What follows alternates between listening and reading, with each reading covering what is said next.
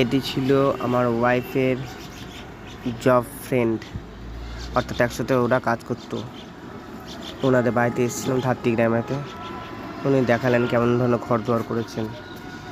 তো ঘর দুয়ার বিরাট কিছু করে দেখাচ্ছেন আমাদেরকে, যে আমরা কতখানি আমাদের নিজের প্রচেষ্টায় কতখানি বড় হয়েছি। দেখো, আমার গিন্নিরা দেখে খুব ভালো লাগে। যদি এরকম ধরনের ঘরে বাড়ি বা ফ্ল্যাট এরকম ধরনের হয়, 1 কোটি বা 2 কোটি, জীবনটা ধন্য হয়ে যাবে। তো শাস্ত্র শুধুমাত্র আমরা কানই শুনি, কাজে কাজ আমরা তো কিছু করি না। বলতে হয় বলে, আর আমরা করতে হয় তার বিপরীতটা করি। যাই বা হোক না কেন, আত্মসন্তুষ্টি হচ্ছে গিয়ে নিজের মধ্যে সন্তুষ্টি থাকা। তাতে ঘরদোর মোটামুটিভাবে একটা করার দরকার জীবন ধারণ করে বেঁচে থাকার জন্য।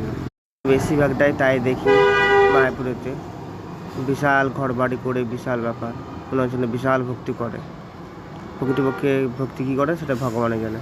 যাই হোক না, করে তো বটে, এটা একটা বিশাল ব্যাপার।